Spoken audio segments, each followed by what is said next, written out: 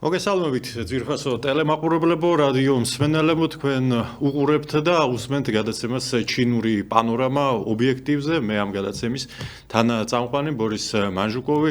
გახლავართ და დღეს ჩვენი გადაცემა იქნება საკმაოდ საინტერესო, ვინაიდან და რადგანაც დღეს ჩვენი გადაცემის სტუმარიც არის, მასპინძელიც არის ჩვენი პროფესორი, ჩვენი გადაცემის წამყვანი პროფესორი სინძიანის უნივერსიტეტის კონსულტანტი ბატონი ბადრი ნაჭყებია. მოგესალმებით ბატონო ბადრი. მოგესალმებით, მივესალმებით ჩვენ მაყურებელს და რადიო მსმენელს. მე მინდა ხაზი გაუსვა, რომ ესე იგი პატარა დღესასწაულებზე რეზუმე გადაცემა მოკლედ ჩვენ გავაკეთეთ, ველაპარაკეთ, მაგრამ ცოტა ხნის შემდეგ ბორემ დამერეკა და მითხრა, რომ საკმაოდ ბევრი შეკითხვაა შემოსული, საკმაოდ პოლიტიკური სიტუაცია ძალიან სერიოზულად დაიძაბაო და კიდევ ერთხელ მინდაო თქვენთან შეხვედრაო. ძალიან ბევრი მაყურებელი ლაპარაკობსო ამაზე, ამიტომ ჩვენ გადავწყვეტეთ ისევ აი ესეთი წამყვანის და თანაწამყვანის ფორმატში გაგვეგზელებინა ჩვენი გადაცემა, რასაკურველია ასე ვთქვათ, ჩვენ სამწუხაროდ მე ბოდიში მინდა ეხლა მოუხადო ძალიან ბევრ ჩვენ მსმენელს და მაყურებელს. ეხლა წერილები და ასე ვთქვათ მოთხოვნები ამასაც დავარქევ, ჩემთანაც შემოდის და ბორისთანაც შემოსულა ძალიან ბევრი, რომ ჩვენ რაღაცას არ ვითვალისწინებთ. გაუშვათ ეს გადაცემა, ის გადაცემა ჩვენ საკმაოდ შეზღუდული ვართ საავტორო უფლებებით, იმის და მიუხედავად, რომ ჩვენ CGTN-ის პარტნიორები გვართ, მასთან ხელშეკრულებები გვაქვს, მაგრამ ჩვენ იმედია, რომ აი წელს უფრო გამოსწორდება ეს ჩვენი ურთიერთობა. რაც შეეხება აი მაყურებლებს, რასაკურველია, ჩვენ ალბათ ბორის გავაკეთებთ ამ ტრადიციებს, რომ ყველა გადაცემაში ჩვენ აქტიურ მაყურებლებს აღვნიშნავთ და ეხლა იმ გადაცემაში მე რაღაც მოკლეცია წავიკითხე ჩვენი აქტიური მაყურებლების და ალბათ ჩვენ შემოვიტანთ ესეთ რუბრიკას, ყველაზე აქტიური მაყურებლის დაჯილდოვებას, ალბათ ამ რუბრიკას, ამ პრიზებს მოვიფიქრებთ. შესანიშნავი იდეა. კი ბატონო, ბორის და შენ ალბათ თითყვი რომ გარკვეულწილად ვინმე სხვა არ მოყოფდი ჩვენი მაყურებლებიდან, ასე ვთქვათ. კი ბატონო, აი მაგალითად მამუკა გიორგაძეს გამოვყოფდი, ძალიან ხშირად წერს ჩვენს Facebook გვერდზე, ძალიან აქტიურად გვიყურებს და პრაქტიკულად ყველა გადაცემა აქ ნანახი და სულ აინტერესებს და რამოდენიმე შეკითხვაც მე ესეთი ინიციატივა მაქვს ბოდიში. მოდი ესე გავაკეთოთ, რომ გარკვეული პერიოდის შემდეგ დავუშვათ, აი კვარტალურად ან უფრო ხშირადაც შეიძლება ყოველთვის ჩვენი ყველაზე აქტიური მაყურებელი დავპატიჟოთ ჩვენთან ეთერში და აი ფორმატში, მესამე სტუმრის ფორმატში გავესაუბროთ მას, იმან მიიღოს ჩვენთან მონაწილეობა, ეს პრიზისავით იყოს უბრალოდ ჩვენი მაყურებლისთვის და ჩვენ იმედი გვაქვს, რომ ეს კიდევ უფრო გაზდის ინტერესს ჩვენი გადაცემის მიმართ. კი ბატონო, და მოდი დავიწყოთ იმით, ახალი წელიც დადგა, ჩინური ახალი წელიც მოდის 29-28-ში, ხო, 28 იანვარს და მოდი შევაჯამოთ, სანამ ვისაუბრებთ ახალ წელზე და გეგმებზე, მოდი შევაჯამოთ გასული 2024 წელი, რა გაკეთდა ჩინურ პანორამაში, რა გაკეთდა ჩვენი პროექტის ფარგლებში. მოდი ამაზე ვისაუბროთ ბატონო ბადრი და იქნება კი ბატონო, გარკვეულწილად ჩვენ მე მარტო შეფასება გავაკეთე, რასაკურველია ძალიან მოკლე რეჟიმში, დღესასწაულები იყო იმ პერიოდში, თქვენ იცით, მე უკვე ვილაპარაკე ამაზე, მაგრამ აი ამ გადაცემაში ყველაფერზე ვერ ვიტყვიდი, ძალიან ბევრ რაღაცაზე მინდოდა ლაპარაკი, ბევრი რაღაცა გამოგჩა. აი კიდევ ერთხელ წერილებს მინდა დავეყრდნო, აი შემოსულ წერილებს და კითხვებს, ეს YouTube-ზე იქნება, Facebook-ზე იქნება, თუ პირადად მემწერენ, ასე ვთქვათ, Messenger-ში და WhatsApp-ში თქვენ წარმოიდგინეთ, აი ძალიან ბევრს აინტერესებს, აი რომ გავიმეოროთ ესა თუ ის პიროვნება ამა თუ იმ პიროვნებას და შეხვედრაზე. მე ვიცი გასულ გადაცემაზე მე ვთქვი რომ ძალიან ბევრმა გამოხატა სურვილი ზოგიერთი სტუმარი ხელმეორედ ენახა დაუშვათ იგივე ბექანაცვლიშვილზე შემილე ყოფილ პარლამენტარზე ლაპარაკი რომელიც ძალიან კარგად ხსნის დღევანდელ ეკონომიურ პირველ რიგში სიტუაციას ჩინეთში და უბრალოდ ძალიან საინტერესო იყო მისი გადაცემა. Აი თქვენთვის ბატონო ბორის ასე ვთქვათ, აი თქვენს რასაკვირველია მიგყავდათ ეთერი, აი ვინ შეგიძლიათ გამოხოთ აი ამ გადაცემების დროს აი. აი ძალიან საინტერესო გამოგვივიდა სხვა შორის ერთ-ერთი გასული წლის ერთ-ერთი ბოლო გადაცემა იყო გასულ წელს, ეს იყო გადაცემა ბატონ თემურ ფაჩულიასთან საკმაოდ საინტერესოდ ისაუბრა, საინტერესოდ მაოძედუნის თემა გქონდა ჩვენ ვიხილავდით მაოძედუნის მმართველობის პერიოდით, რა ხდებოდა იმ პერიოდში ჩინეთში და არის რატომ იყო მნიშვნელოვანი ეს ადამიანი ჩინელებისთვის, ჩინეთისთვის რა გააკეთა და საკმაოდ საინტერესო ისაუბრა, საკმაოდ საინტერესო გადაცემა გამოგვივიდა ჩვენ იმაში. მე გეთანხმებით ბატონი პროფესორ თემურ ფაჩულიას გადაცემები ძალიან საინტერესო იყო. მე ასევე აღნიშნავდი ბატონ ზურაბ ხონელიძესთან გადაცემა სოხუმის სახელმწიფო უნივერსიტეტის რექტორთან საერთოდ მშვიდობის ქართულ პარადიგმაზე, მის ხედვაზე ზოგადად აი ამ სამხრეთ კავკასიის უსაფრთხოების საკითხებთან დაკავშირებით სხვათა შორის ძალიან ბევრი შეკითხვა შემოვიდა და ძალიან ბევრი თხოვნა იყო რომ ბატონ ზურაბთანაც ჩვენ კიდევ ერთხელ შევხვედრილიყავით. რასაკვირველია მე მინდა გამოვყო ასევე ირმა ინაშვილთან გადაცემა, სადაც ის ყვებოდა მის ვიზიტზე ჩინეთის სახალხო რესპუბლიკაში, კონკრეტულად სინძიანის უნივერსიტეტში, რომელიც საკმაოდ საინტერესოდ წარიმართა და ზოგადად ჩვენ ალბათ შევეცდებით რომ ცალკე გადაცემა მიუძღვნათ აი ამ ერთ-ერთ საინტერესო უმაღლეს სასწავლებელს რომელიც მდებარეობს სინძიან უიგურის ავტონომიურ ოლქში და რომელიც წარმოადგენს ჩინური ინტელექტუალების სამჭედლოს დღესდღეობით. საერთოდ 4 უმაღლესი სასწავლებლიდან, რომელიც ჩინეთშია საკმაოდ პრიორიტეტული, ერთ-ერთია სინძიანის უნივერსიტეტი. ერთ-ერთი კიდე საინტერესო გადაცემა გამოგვივიდა ბელარუსის ელჩთან, საკმაოდ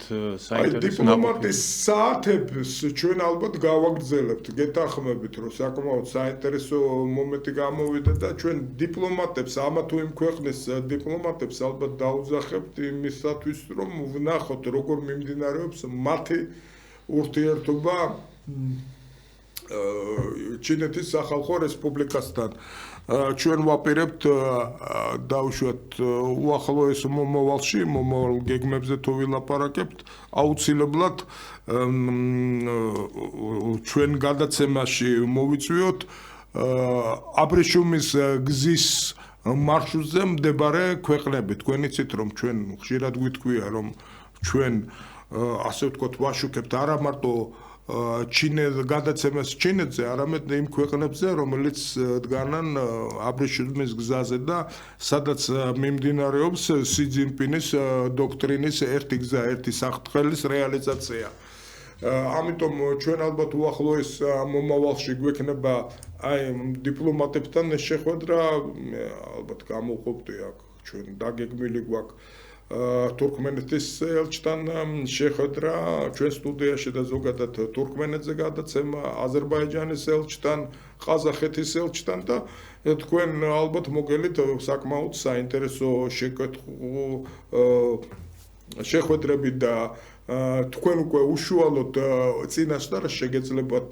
დაუსვათ საინტერესო შეხვედრები ჩვენ რესპონდენტებს. სხვათა შორის ამ რუბრიკასაც შემოვიყვანთ ჩვენ რომ ანონს გავაკეთებთ უბრალოდ აი ამ დიპლომატებთან შეხვედრების და წინასწარ დავგეგმავთ ამა თუ იმ შეკითხვას, რომელიც ექნება ჩვენ მაყურებელს.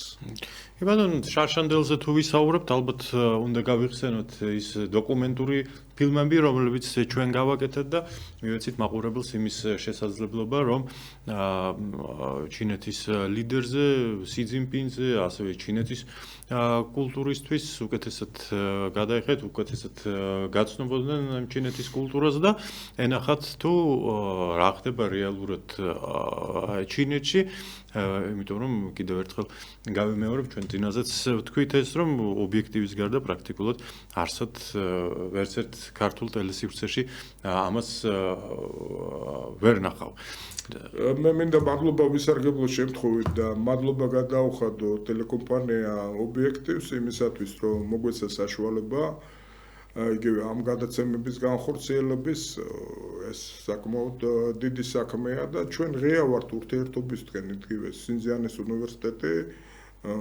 სხვა მასმედიასთან არა ვარ ჩაკეტილები რასაკურველია და ჩვენ დიდი სიამოვნებით მოვიწვევთ მასმედიის ხელმძღვანელებსაც რომლებსაც ჰქონდათ რამე ურთიერთობა ჩინეთთან და დიდი სიამოვნებით ვითანამშრომლებ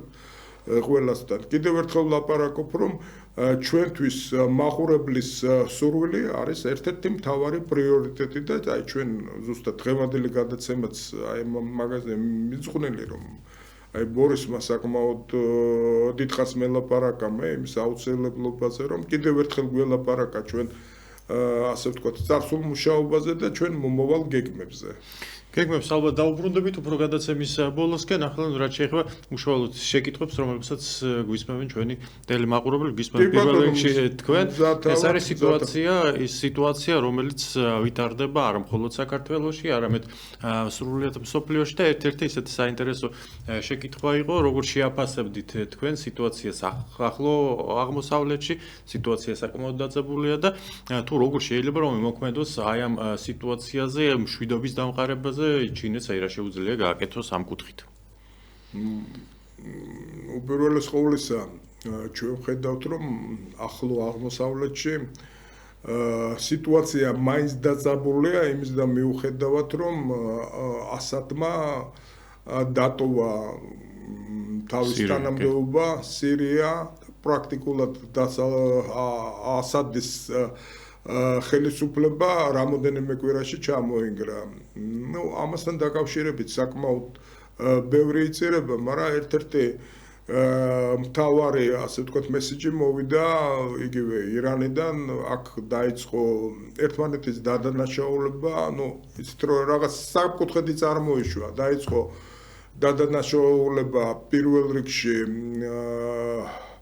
ირანმა რუსეთმა თვითონ სირიის ხელისუფლების როცა ის პირდაპირ ლაპარაკობდნენ ასე ვთქვათ საგარეო საქმეთა სამინისტროს წარმომადგენლები ცნობილი პოლიტოლოგები რომ სირიელების მაგივრად არავინ არ აპირებდა ბრძოლას და თვითონ ასადის რეჟიმის ინდიფერენტულობა მიიყვანა იქამდე რომ პრაქტიკულად ისლამისტები ყოფილი ალ-ნუსრა და ყოფილი მანამდე ალ-კაიდა მოვიდა ხელისუფლებაში. თქვენ იცით რომ დღევანდელ სირიის ლიდერზე თავის დროზე ამერიკის შეერთებულ შტატებს ჰქონდა გამოცხადებული მისი დაკავებისთვის ჯილდო 10 მილიონი დოლარის, დღეს ის ამოღებულია ტერორისტთა სიიდან და უკვე მას ასე ვთქვათ ხვდებიან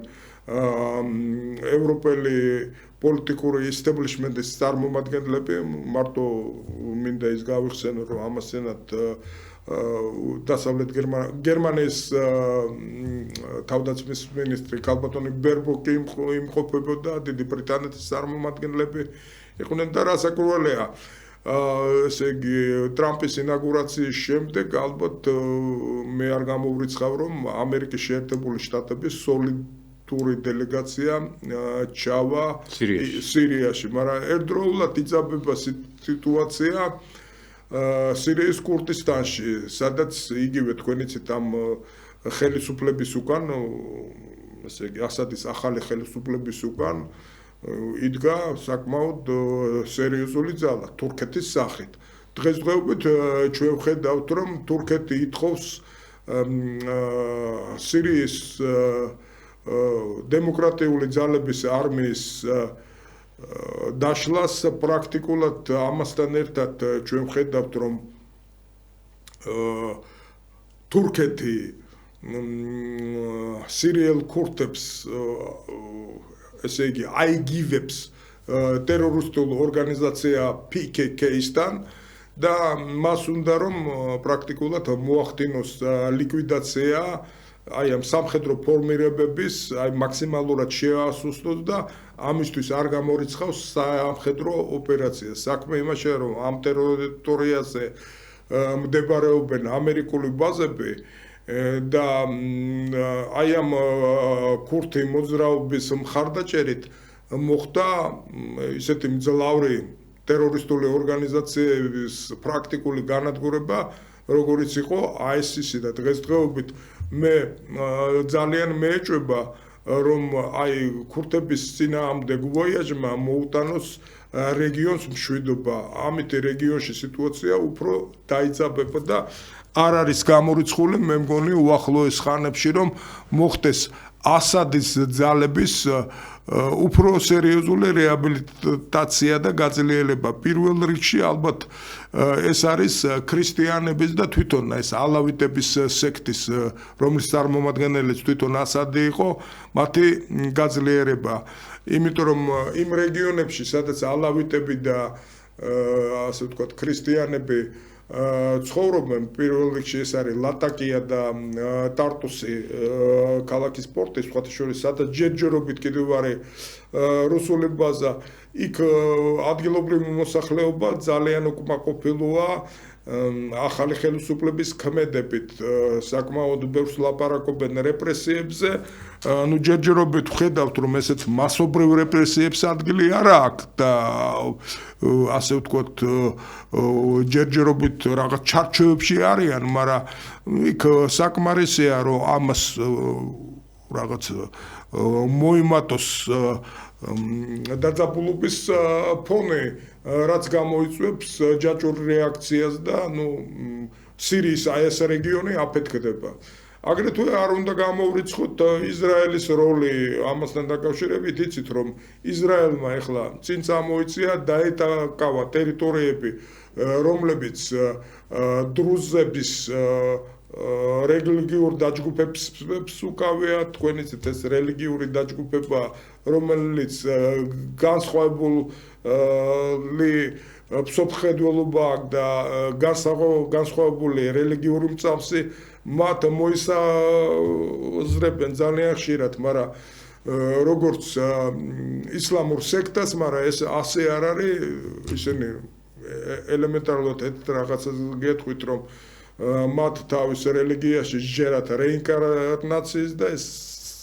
რელიგიის აბსოლუტურად სხვა მიმართულებაა, მაგრამ ეს დაჯგუფება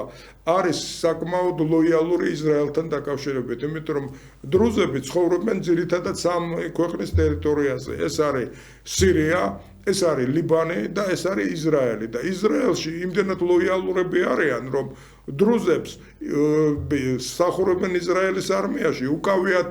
ისრაელის სახელმწიფო და სპეცსამსახურებში საკმაოდ სერიოზული და პოპულარული ადგილი და დღეს სირიის ტერიტორიაზე დრუსები საკმაოდ დიდი სიმპათიით ხვდებიან აი ამ ისრაელის ქოლგას, რომელიც გადააფარა ისრაელმა ათეულობით სოფელს, რომელიც დრუზებით არის დასახლებული, სხვათა შორის უკვე ისრაელის არმია გაჩერდა 20 კილომეტრის დაშორების თვითონ დამასკიდან. ეს უკვე იმას მეანიშნებს, რომ თვითონ დამასკი სირიის დედაქალაქი საარტილერიო დარტყმების დისტანციაზე მიუახლოვდა ისრაელს, აი უпростоრად ისრაელი მიუახლოვდა სირიის დედაქალაქს. ეხლა ჩინეთის როლზე ვილაპარაკოთ. რასაკურველია, ჩინეთი ძალიან დიდი ყურადღებით აკვირდება ამ პროცესებს და აი ამ პროცესებთან დაკავშირებით ის პირველ რიგში იკავებს ძალიან ისეთ პრაგმატულ პოლიტიკას, რომელიც დამყარებულია პირველ რიგში იმაზე, რომ მოიძებნოს რაღაც ახალი ფორმულა მშვიდობასთან დაკავშირებით. ცალსახად ისრაელის მოქმედებას დაუშვათ იგივე პალესტინელების წინააღმდეგ ის გმობს, მაგრამ ერთდროულად ის შეშფოთებას გამოთქმავს და გმობს ჩინეთი პოზიციას მძევლების აყვანასთან დაკავშირებით იქ ის რაც მოხდა გასული წლის 7 ოქტომბერს ისრაელის თავდასხმას, მაგრამ ყოველთვის ხაზს უსვამს გადაჭადბებულ ძალის გამოყენებაზე, რამაც გამოიწვია ათეულობით ათასი პალესტინელი მოსახლეობის მსხვერპლი, ძირითადად მშვიდობიან მოსახლეობაში, მათ შორის 9,000-მდე მოზარდი და ბავშვია დაღუპული და მიახლოებით 1500-მდე ექიმი და სამედიცინო პერსონალის წარმომადგენელი. რასაკურველია ჩინეთი ამ კუთხით უკავია ის პოზიცია, რომ პირველ რიგში დაუყოვნებლივ უნდა შეწყდეს ძალადობა და მხარეები უნდა მიუჭდნენ მოლაპარაკებების მაგიდას, ისინი ისედაც არიან და ეს ასე ვთქვათ ჩინეთსაც აქვს ამაში თავისი წვლილი, რომ მოლაპარაკებები კატარში ფაქტიურად დამთავრებულია და მე მგონი პირველი ნაბიჯები უკვე გადაიდგება. ახლა პირველ რიგში ისრაელის მინისტრთა კაბინეტმა უნდა გადაწყვიტოს და ის ხელშეკრულება, რომელიც დაედო ხამას და ისრაელის სახელმწიფოს შორის, უნდა მოხდეს მისი რატიფიკაცია მთავრობის მიერ. გიდი, შემდეგი შეკითხვა ეს არის ალბათ საქართველოსაც ეხება ჩინეთსაც და ძალიან ბევრ ქვეყანას მსოფლიოში თუ არა ყველას ეს არის ამერიკაში ახალი პრეზიდენტის მოსვლა, აგერ იანვრის ბოლოს სულ რამდენიმე დღეში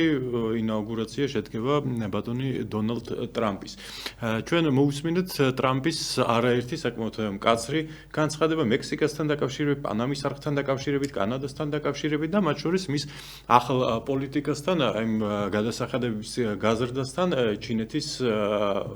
მიმართ. აი ამას როგორ შეაფასებთ, რას უნდა ველოდოთ ჩვენ, რას უნდა ელოდოს ჩინეთმა, აი დონალდ ტრამპის პრეზიდენტად მოსვლის შემდეგ. დონალდ ტრამპი კლასიკური ბიზნესმენია. ბიზნესი კი უყვარს მშვიდობა. რასაკურველია ბიზნესი ყველაფერს აკეთებს იმისათვის, რომ ბიზნესი მშვიდობა დავყარდეს მის სასარგებლოდ. აი ამ შემთხვევაში სინამდვილეში დონალდ ტრამპის ხარიზმატული განცხადებები ძალიან ხშირად ემთხვევა ბიზნესის ინტერესებს. აი დაუშვათ ავიღოთ პანამის სრუტესთან დაკავშირებით პრობლემები. რას ლაპარაკობს დონალდ ტრამპი ამ პრობლემებთან დაკავშირებით? ლაპარაკობს, რომ პრაქტიკულად ძალიან გააძვირა პანამამ აი ამ სრუტის მოქმედება იმის და მიუხედავად, რომ ასე ვთქვათ ეს სრუტე ამერიკელების მიერაა ფაქტიურად აშენებული, ამერიკელები და ამერიკული ბიზნესი არ სარგებლობს არავითარი პრეფერენციით აი ამ კუთხით, მაგრამ როგორ უნდა სარგებლობდეს, როცა ძირითადი გემები და ძირითადი ასე ვთქვათ საქონელი მიდის პირველ რიგში ამერიკის ბაზაზე, იქითკენაც წყნარი ოკეანიდანაც და აქედანაც. ეს განცხადება რასაკურველია იწყებს საკმაოდ სერიოზულ შეშფოთებას ამერიკის არა მარტო ამერიკის შეერთებულ შტატებში შიგნით, არამედ მთლიანად ლათინურ ამერიკაში. თქვენ იცით, რომ ლათინურ ამერიკაში საკმაოდ სერიოზული და მყარი პოზიცია უკავია ჩინურ ეკონომიკას, ის აკეთებს უებერთელა ინვესტიციებს და ამ შემთხვევაში ალბათ ჩინეთიც გარკვეულწილად მოახდენს რეაქციას ტრამპის ამ გამონათქვამზე. თქვენ იცით, რომ თვითონ ცენტრალურ და ლათინურ ამერიკაში არსებობს საკმაოდ სერიოზული ანტიამერიკული განწყობები. საკვარისია დაუშვათ თუ რამოდენიმე ქვეყანა ჩამოვთვალოთ, რომელიც რადიკალურად არიან განწყობილები. ეს არის პირველ რიგში ვენესუელა, ხელისუფლებას, რომელსაც არ აღიარებს ამერიკის შეერთებული შტატები. კუბა ეს უკვე 60 წელია კუბაზე, 60 წელზე მეტია კუბაზე კრიზისი გრძელდება და რასაკურველია ანტიამერიკული ძალების ფორპოსტად ითვლება კუბა უგო ჩავესი ბოლივიაში მისი ხელისუფლება რასაკვირველია კი შეიცვალა, მაგრამ პოლიტიკა და ხალხის ფსიქოლოგია არ შეცვლილა. სხვათა შორის ესეთივე ტენდენცია მე როგორც ხვდები ჩილეშიც და რასაკვირველია ყველაზე დიდ ქვეყანაში ბრაზილიაში, რომელიც ერთ-ერთი ლიდერია და აი ამ გაერთიანების BRICS-ის ერთ-ერთი დამფუძნებელია და მისი ეკონომიკა, მისი იგივე ტერიტორიაც და მოსახლეობაც ძალიან ბევრს განსაზღვრავს. ამიტომ პანამის წინააღმდეგ რამე მოქმედება, ეს სამხედრო მოქმედებაც ლაპარაკობს ტრამპი და ეს სამწუხაროა უბრალოდ ის არ გამორიცხავს რაღაც სამხედრო მოქმედებას, ეს გამოიწვევს რადიკალურ აფშფოთებას და ანტი-ამერიკული ტენდენციების გაძლიერებას მთლიანად ცენტრალურ და სამხრეთ ამერიკაში. ეხლა იქ მეორე საკითხია გრენლანდიაც. ეხლა ისეთი კომენტარები კეთდებოდა დღეს სხვათა შორის BBC-ს პოლიტიკურმა რედაქციამ სტატიაც გამოაქვეყნა. თუ რა მოხდება იმ შემთხვევაში, თუ დაუშვათ დანია არ დათმობს და დანია და ამერიკის შეერთებულ შტატებს შორის, დანია ერთ-ერთი განვითარებული ქვეყანაა და ნატოს წევრია, მოხდება კონფლიქტიო. აი ამ დიდ და პატარა ქვეყნის შორის მომხდარა დაპირისპირება, აი ისლანდია ხო პატარაა, მაგრამ 70-იან წლებში ისლანდია და ასე ვთქვათ დიდ ბრიტანეთს შორის საკმაოდ სერიოზული დაპირისპირება მოხდა, რომელიც ნაწილობრივ გადაიზარდა კონფლიქტში, სადაც სამხედროებიც იყვნენ ჩარჩურლები, იგივე დაუშვათ ისლანდიის სანაპირე დაცვის კატარღები და ასე შემდეგ. იქ იყო დისკუსიები აი ამ თენგუს მრეწველობაზე კონტროლთან დაკავშირებით, ჭაბურღილების ახალმშენებლობასთან დაკავშირებით, ასე ვთქვათ, ჩრდილოეთ ზღვაზე კონტროლთან დაკავშირებით და ასე შემდეგ. ამიტომ კონფლიქტი ყოფილა და აი ეს ჯერ პაროდიული სიტუაციაა კონფლიქტი დანია და გრენლანდიას შორის, მაგრამ რატომ უნდა დათმოს დაუშვათ იგივე დანიამ გრენლანდია, ჩემთვის უცნობია. მე არ გამოვრიცხავ, რომ ფორსირებული გახდეს გრენლანდიის როგორც აბსოლუტურად დამოუკიდებელი სახელმწიფოს გამოცხადება. დიახ, ფორსირებული გახდეს უკვე თავისი სტრუქტურებით და ამ შემთხვევაში გარკვეულწილად დანიამაც ხელი დაიბონოს და აი ამ შემთხვევაში უკვე ამერიკის შეერთებულ შტატებს ალბათ დე იურე მას ინვესტიციებს ყველაფერს გააკეთებს, მაგრამ de facto ვერ შეეხება ალბათ უკვე სუვერენული სახელმწიფოს წინააღმდეგ რამის გაკეთება საკმაოდ დიდ რისკთან იქნება დაკავშირებული, მით უმეტეს რომ ალბათ ევროპულ სტრუქტურებში გრენლანდია დარჩება დანიასგან გამოყოფის შემდეგ. ამ დაკავშირებით ჩინეთთან დაკავშირებით რასაკვირველია ჩინეთი ამ მთელ სიტუაციას არ მიესალმება, ის კი არა გადასახადების გაზრდაზე საუბრობთ. გადასახადების გაზრდასთან დაკავშირებით იცით რა არის, ეს პოლიტიკა იყო, რომელსაც ტრამპი მიყვებოდა ჯერ სანამ ის პირველი პრეზიდენტი გახდებოდა. პირველი მისი საპრეზიდენტო ბაიდენამდე დიახ საპრეზიდენტო არჩევნებში რო გაიმარჯვა. ამიტომ იცით ჩინეთთან ეკონომიური ომი და ეკონომიური კონფლიქტი და ეკონომიური კონკურენცია იქნება ბაიდენის ტრამპის ერთ-ერთი მთავარი პოლიტიკა. ის ალბათ არ არის გამორიცხული, რომ მან გამოიყენოს საკმაოდ სერიოზული ზეწოლა ჩინეთზე, მაგრამ მე მეორე მომენტს არ გამოვრიცხავ, რომ იცით რა არის, ტრამპის დიპლომატია საკმაოდ ხისტია, მას შეუძლია ისეთი ნაბიჯები გადადგას არაორდინალური. ეხლა ჩვენ ვლაპარაკობთ პუტინთან შეხვედრაზეო.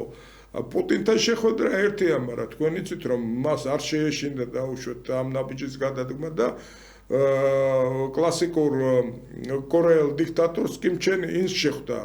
ეს ნაბიჯი მაინც და მაინც პოპულარული არ იყო, მაგრამ ამან გარკვეულწილად შედეგები გამოიღო. ამ შემთხვევაში ჩვენ არ გამოვრიცხავთ, რომ ტრამპმა დაიწყოს რუსეთთან დალაგება ურთიერთობებს. პირველ რიგში იმ ეტაპიდან, რომ მან ასე თუ ისე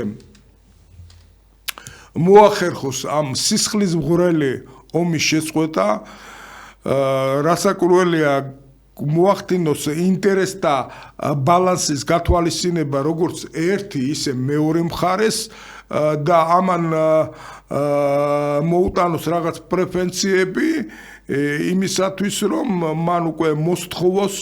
პუტინს რაღაც ნაბიჯების გადადგმა. მე მგონი ერთი მთავარი ტრამპის წინადადება იქნება ამ ყველაფრის შემდეგ სანქციების შემსუბუქება, რაც პუტინს ძალიან სჭირდება და ახლა ეს ბოლო სანქციების შემდეგ უკვე საკმაოდ სერიოზულად დაეტყო რუსეთს პრობლემები, განსაკუთრებით ერთ-ერთი უდიდესი კომპანია, რომელიც სანქციებში ქვეშ მოხვდა, ეს იყო სურგუტ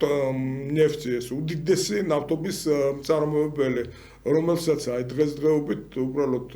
თავისი კაპიტალი, თავისი საკუთარი კაპიტალი მარტო ასე ვთქვათ ანგარიშზე აქვს სხვადასხვა მონაცემებით 65 მილიარდ დოლარამდე.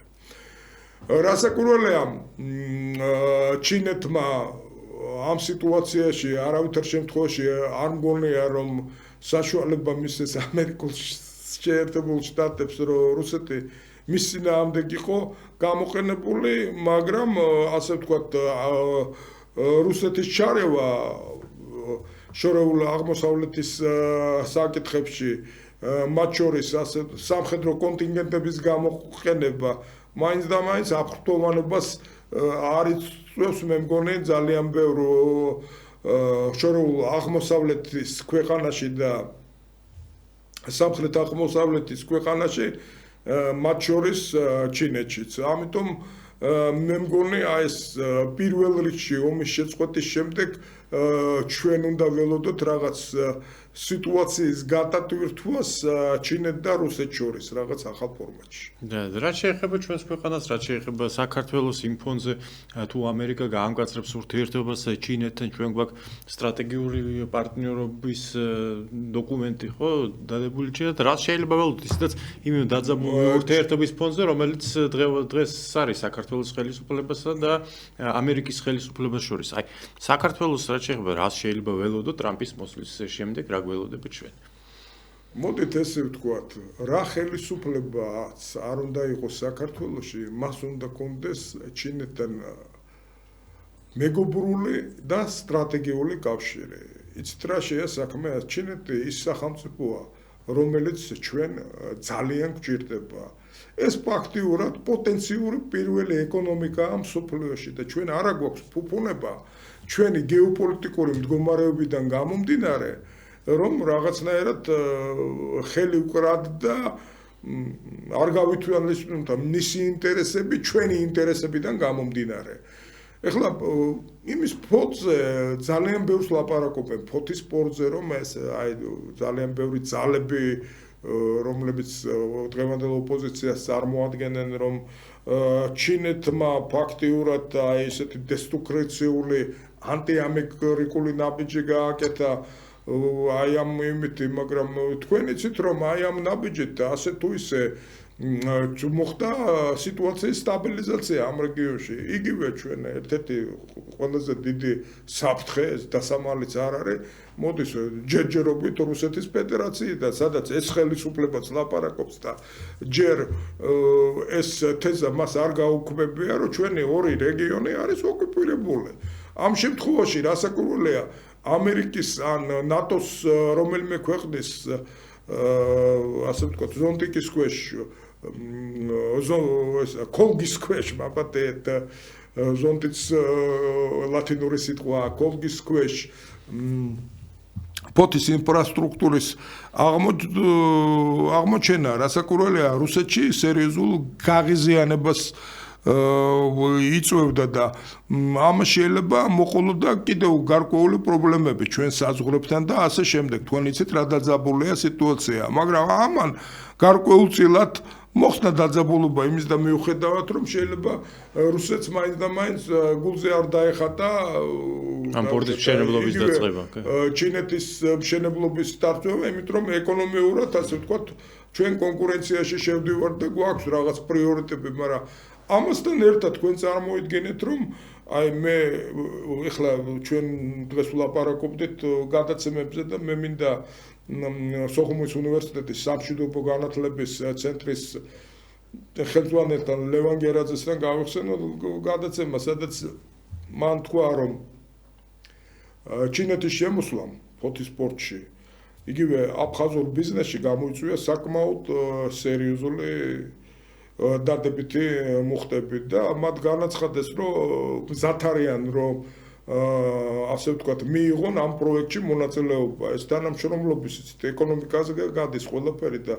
ეს ურთიერთთანამშრომლობის საკმაოდ კარგი სიგნალია ამასთან ერთად მე გვირაბის ბოლოს რაღაც სინათლეს ვხედავ არსებობს ოჩამჩირეს პორტიც აი აქ უკვე შეიძლება საკმაოდ სერიოზული ინტერესების დახვედრა მოხდეს ჩვენი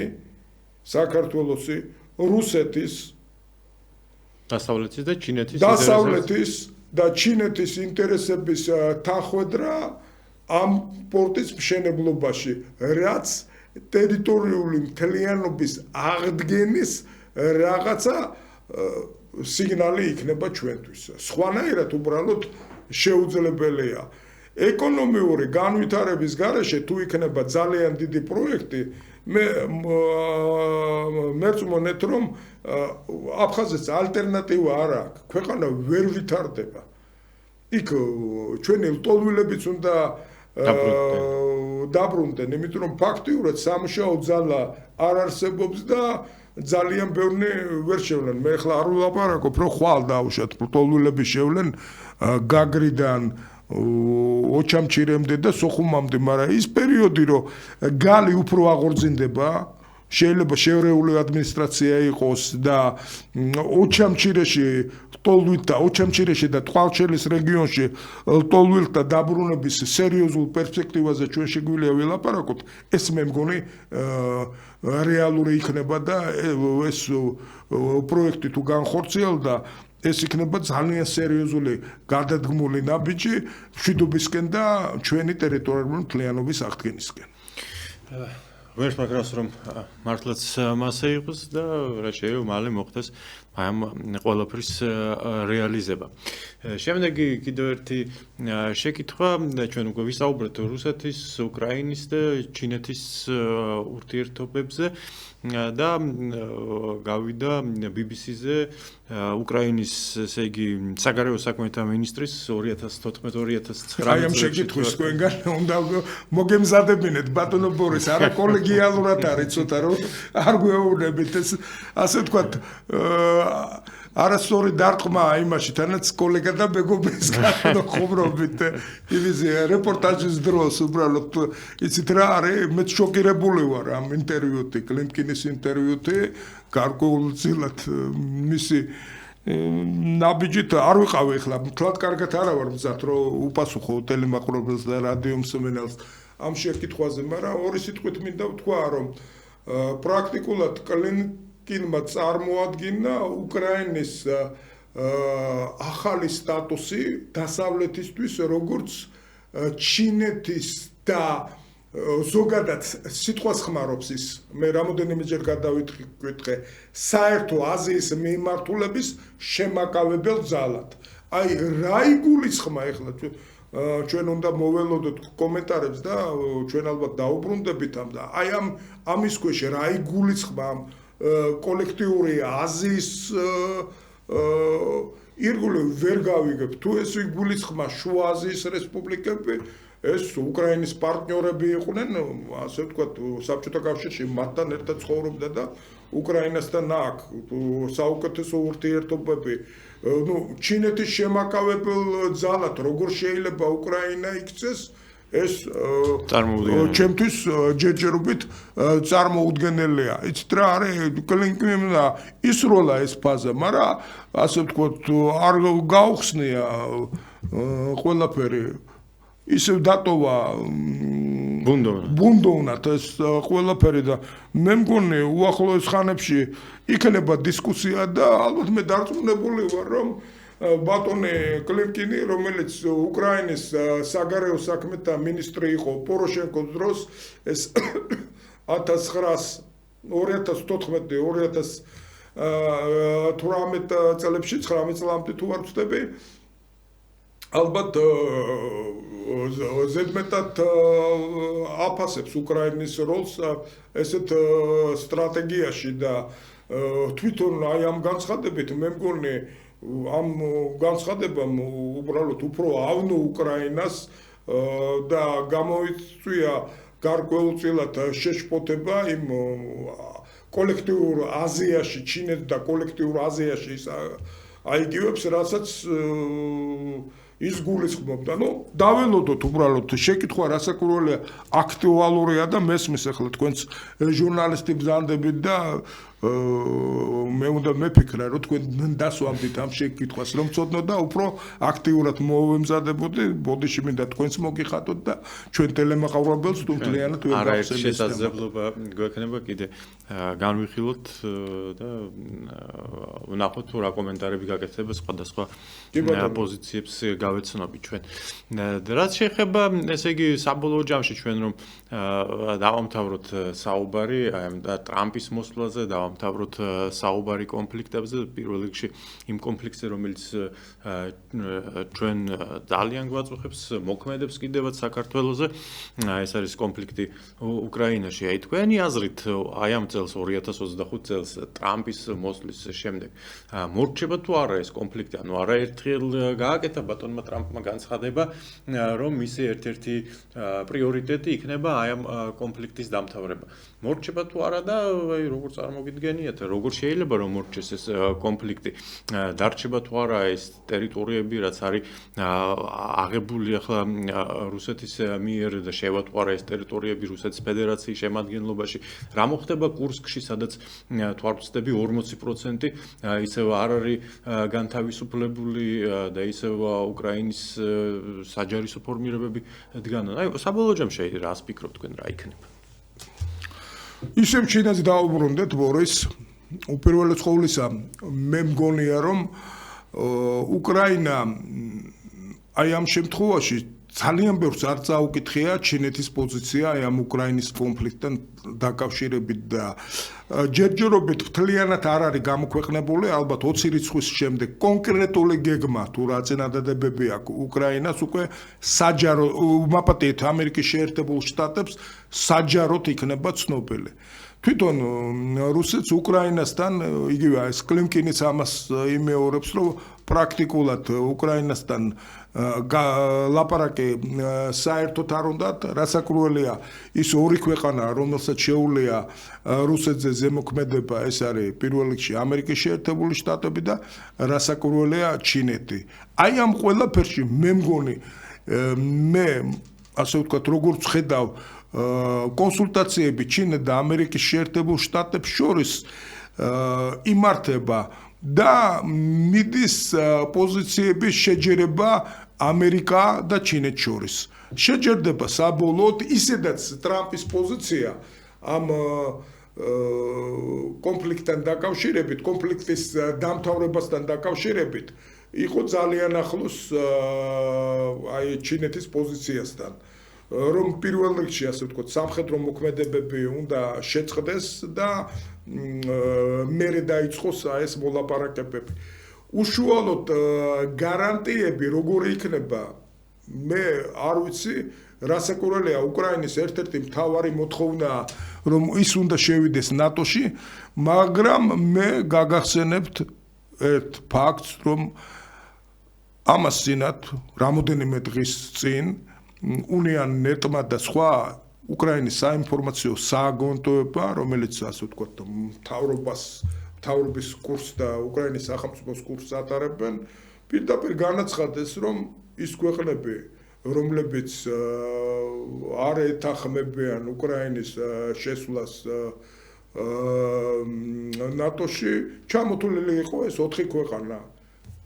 წარმოიდგინეთ რომელი ქვეყნები იყო ზელენსკიმ რო ჩაავეთვალა ნუ უნგრეთი პირველი დავიწყოთ იქიდან, სლოვაკეთი, გერმანია და თქვენ წარმოიდგინეთ მთავარი ვინ? ამერიკის შეერთებული შტატები. გერმანია და ამერიკის შეერთებული შტატები წინააღმდეგები იყვნენ ნატოში შესვლის უკრაინაში და ეს პოზიცია ალბათ გაგრძელდება. თურქეთი მაინც და მაინც დიდად არ უჭერს მხარს. ბატონო, თურქეთიც დიდად არ უჭერს ერდოღანი. თურქეთი რასაკურველია, თურქეთს თავისი პრობლემა აქვს და ის ნეიტრალურ პოზიციას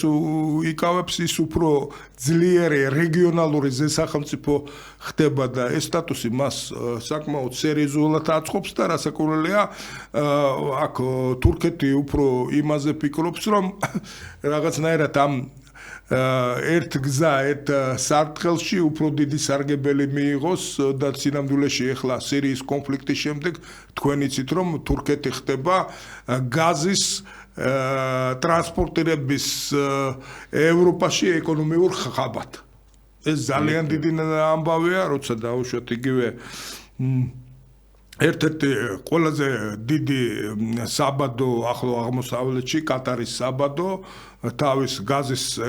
ექსპორტს შესაძლოა დაიწყოს სირიის და თურქეთის მეშვეობით ევროპის ტერიტორიაზე. ამიტომ მე კიდევ ერთხელ ვლაპარაკობ, რომ უახლოეს ხანში შეჯერდება ამერიკის შეერთებული შტატების და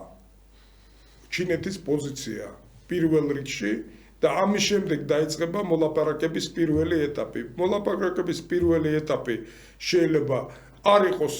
წარმატებული, მაგრამ გარკვეულწილად გამოიხატება ქვეყნების პოზიცია, თუ რას დათმობს პუტინი. იმიტომ რომ ასე ვთქვათ, აქ მიდის საკმაოდ სერიოზული ვაჭრობა იმით, რომ არა მარტო რუსეთს აქვს დაკავებული უკრაინის ტერიტორია, უკრაინასაც კი ცოტა, მაგრამ რუსეთის ტერიტორია დაკავებული აქვს და აი ამ რუსეთის ტერიტორიის განთავისუფლება თვითონ რუსეთს უჯდება ძალიან ძვირად. თქვენ იცით რომ ეს თითქმის რუსეთიც არ მალავს რომ იგივე პუტინი იძულებული იყო რომ ჩრდილოეთ კორეელი ჯარისკაცები ჩამოიყვანა მეახლობით კურსკის ოლქში 12,000-მდე სხვადასხვა მონაცემებით ჩრდილოეთ კორეელი ჯარისკაცი იღებს მონაწილეობას დატყვევებულები უკვე ორი გვიჩვენეს და ალბათ რუსეთსაც უნდა ასე თუ ისე შეწყვიტოს ეს კონფლიქტი და დაზავდეს, მაგრამ რასაკურველია თავის პირობებით. მე მგონი ერთ-ერთი მთავარი დათმობა რაც იქნება, ეს იქნება ის რომ უკრაინა მიიღებს რაღაც თავისებურ ნეიტრალურ სტატუსს, მას ალბათ რაღაც პერიოდი არ მიიღებენ ნატოში, მაგრამ მშვიდობის გარანტიისთვის იქ განლაგდება რამდენიმე ნატოს ქვეყნის სამშვიდობო კონტინგენტი, ეგრეთ წოდებულ ბუფერულ ზონაში. ნუ ამ ეტაპზე მე მგონი ჯერჯერობით ეს არის, ჩვენ არ გამოვრიცხავთ რომ აი ამ ორ ქვეყანას ჯერჯერობით თანხმობა საფრანგეთის და თანხმობა თურქეთის და მაპატეთ საფრანგეთის და გერმანიის და ამ ქვეყნებს შეიძლება კიდე რამოდენიმე ქვეყანა დაემატოს. მე დავუშვათ მაგ ინფორმაცია რომ ესპანეთიც მზად არის ამ სამშვიდობო პროცესში თავისი წვლილი შეიტანოს, მაგრამ საბოლოოდ ალბათ ეს კვოტები მე მგონი ეს მთლიანად რო წარმოსახონ როგორც ნატოს სპეცოპერაცია მაინც და მაინც პროდუქტიული არ იქნება. მე მგონი უმეტესწილად რომ დაიცვან რუსეთის თავმოყვარეობა, აქ თავ მოიყრის რამოდენიმე ქვეყნის ძირითადი კონტინგენტი. კი ბატონო, ჩვენ ცოტა დრო გვრჩება, მე მგონი ძირითად შეკითხვებს ჩვენი მაყურებლების ჩვენ გავეცით პასუხი და მოდით ახლა ვისაუბროთ ახალ წელზე, ჩინური ახალი წელი მოდის და რაც შეეხება ჩვენს ტელეკომპანიას, რამდენად იქნება იმის შესაძლებლობა, რომ ჩვენ ვაჩვენოთ ჩვენს მაყურებელს თუ როგორ ზეიმობს ჩინეთი ახალ წელს. ბორეს ჩვენი პროექტი, რომელშიც თქვენც მონაწილეობთ და თქვენ ბრძანდებით მთავარი რედაქტორი ამ პროექტის, რასაკურველია, ჩემზე კარგად იცით, რომ ჩვენ ვთანამშრომლობთ უდიდეს ჩინურ ტელეკომპანია CGTN-თან და რასაკურველია გვინდა ლაივში ვაჩვენოთ აი ეს დიდი დღესასწაული რასაკურველია აქ ეს გალა კონცერტი სხვადასხვა ქალაქებიდან მიმდინარეობს მიახლოებით 4 საათი, მაგრამ ფანტასტიკური საყურებელია და ჩვენ ყველაფერს გავაკეთებთ რომ ქართველმა მაყურებელმა იხილოს და აი მომავალ პარასკევს ჩვენ უკვე კონკრეტულად ჩამოვყალიბებთ ჩვენ მაყურებელს თუ რა დონეზე ეს ამ გადაცემის მომზადება. ძალიან კარგი, ჩვენი გადაცემა კი ამით დასრულდა. დიდი მადლობა ბატონო ბადრი, რომ მიეცით მაყურებელს შესაძლებლობას თქვენთვის დაესვეთ შეკითხვები, უპასუხეთ აი ესე ამომწყურებათ ამ შეკითხვებზე. ეგით შეგახსენებთ, რომ ჩვენი დღევანდელი გადაცემის სტუმარიც მასპინძელის იყო ბატონი ბადრი ნაჭყებია, პროფესორი სინძიანის უნივერსიტეტის ექსპერტ-კონსულტანტი. მე კი ამ გადაცემის თანაწამყვანი ბორის მანჟუკოვი გახლავართ. გემშვიდობებით მომავალ შეხვედრამდე.